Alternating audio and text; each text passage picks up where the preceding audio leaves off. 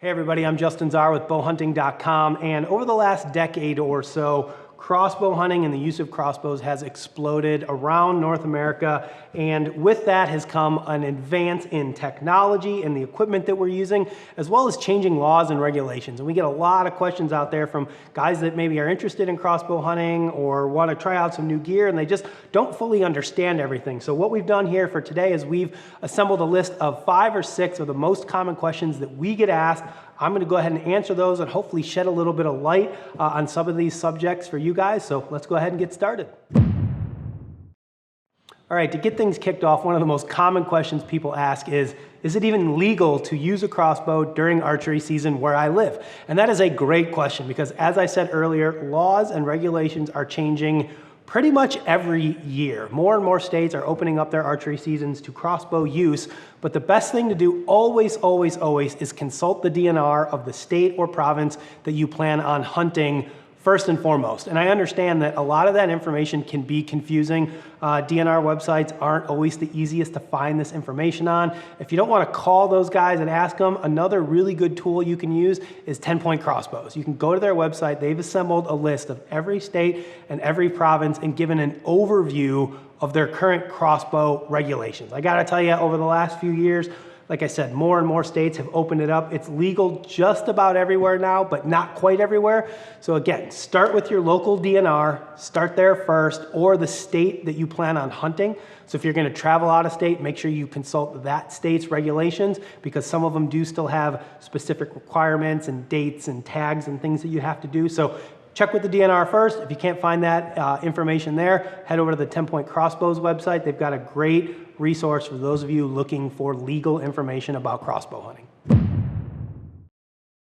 All right, number 2 is another common question, and that is like, where do I start? What type of crossbow do I get? What type of money should I be spending on one of these things? And that's probably the same question that you get if you're getting into compound or traditional archery as well, or really any sport or hobby or interest is like, where should I start? How much money should I spend?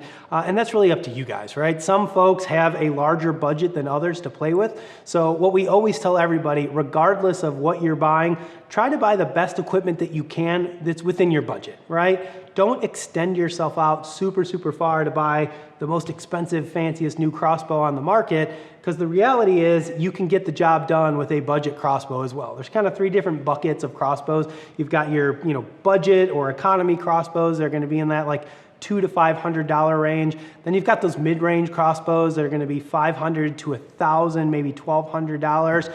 And then you got your $1,200 and up to like $2,500 or more for your really high-end premium crossbows. If you can't afford that, either one of the other guys is going to be just fine. What I would recommend is that you go to a local pro shop or a local sporting goods store that maybe carries different brands, different types of crossbows. Shoot as many of them as you can. Try to figure out the differences between them and then decide what's the best thing that you can afford within your budget. Buy that, practice with it, and get out in the woods this fall. It's that easy.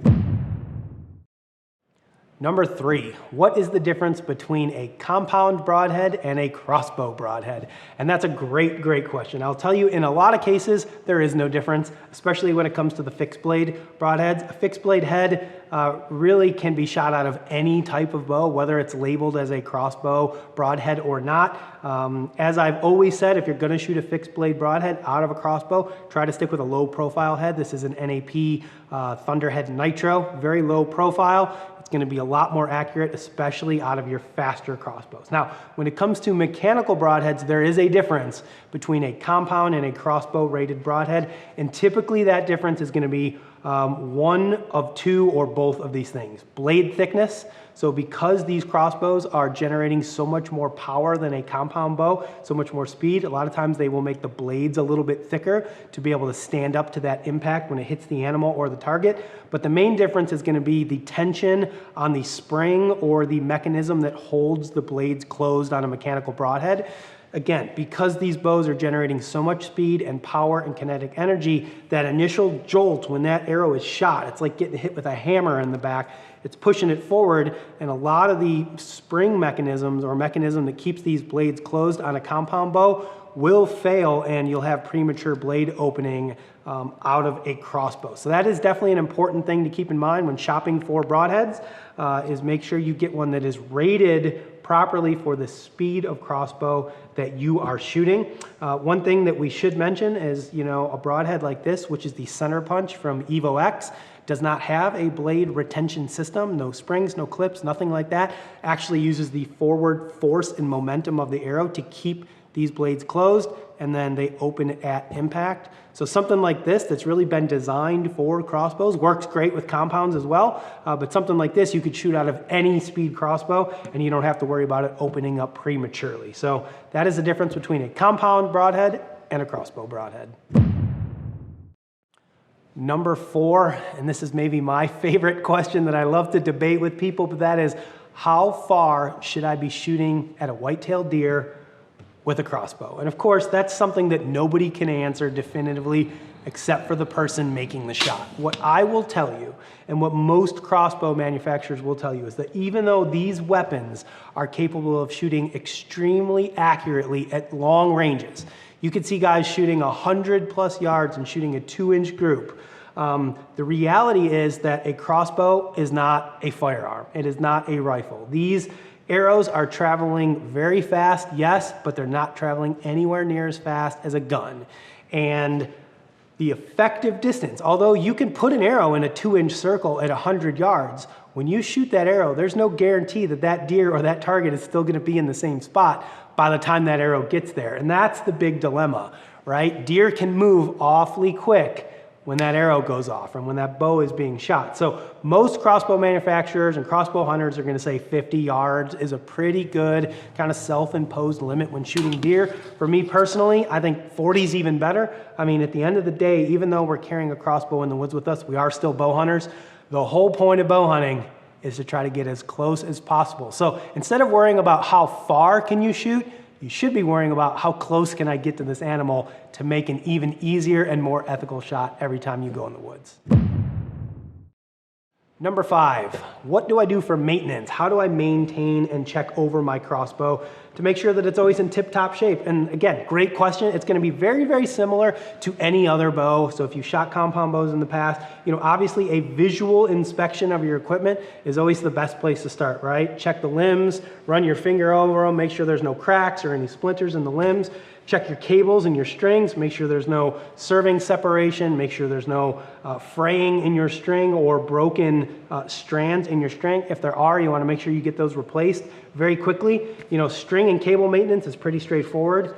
You want some good high quality arrow wax. The thing with a lot of these crossbows nowadays is there isn't much string material that's even exposed. Most of the material nowadays is actually served. So you've got your string material underneath with serving wrapped over it. You don't want to wax your serving ever. You only want to wax your string. So on this particular bow, there's only a couple inches. These two cables here, there's maybe 2 inches. On the strings here, there's maybe like 1 inch or so of exposed material. So you don't have a whole lot to wax. Another thing with crossbows is most all of them are going to come with some sort of rail lube. That is one thing you want to make sure you do, is lubricate the rail of your crossbow with whatever the manufacturer recommends. Every manufacturer is going to be different depending on the material of the actual rail itself and how it all works. So your bow is going to come with a recommended rail lube. After every dozen, maybe 15 shots, something like that, you're going to want to just inspect your rail. One of the big things that people do wrong is over lubricating their rails. You just need a very thin coating on there. You don't want to get any sort of wax or lubricant built up inside of your trigger box. So just use your lubricant very lightly. Don't overdo it, but you definitely want to do that because it's going to help extend the life of your bowstring. When it comes to these crossbows, the center serving of the crossbow takes the brunt of the wear when it's being shot because it's actually running along this rail. So you can really extend the life of your center serving and your crossbow string by making sure that you lubricate your bow properly. And that's pretty much it. It's pretty simple and straightforward, not a whole lot to do. Of course, if you guys ever have any questions on it or you're unsure of something, take it to your local dealer or pro shop. They can look it over for you and tell you what they think. All right, the last question that we get a lot is, should I use a lighted nock when shooting my crossbow? And I would say the definitive answer to that is always absolutely yes, you should be doing that. And in fact, in my opinion, everybody that shoots and hunts with a bow and arrow of any sort should be shooting a lighted nock. There's literally zero downside to shooting a lighted nock, and there is always an upside, especially with these ultra fast crossbows. I tell you what, guys, these crossbows that are shooting 400 feet a second and faster, if you're not shooting a lighted nock in a hunting situation, it is almost impossible to see where your arrow goes, especially in dim light, right? So there's a couple different options out there on the market. So right here we've got, these are center punch arrows from Evo X and 10 point. They do have a lighted nock option, pretty straightforward. When you shoot, nock turns on. You can actually pull the entire nock assembly out. It's got a small battery with the light built into it. Undo it. Actually, we put it back in here first, and then put this back in, and you're ready to go. So that is one style option. The guys over at Luminoc actually make lighted nocks as well for crossbows. They make a bunch of different style nocks.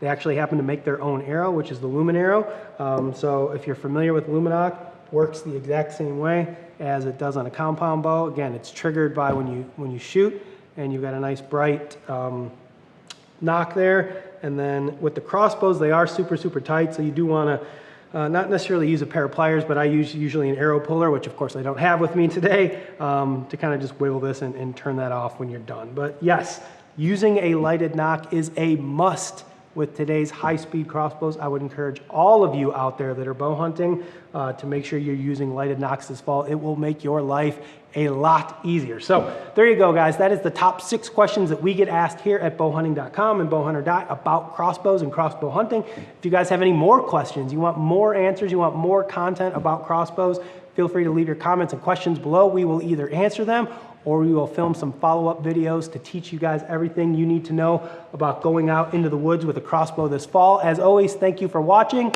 We'll see you next time.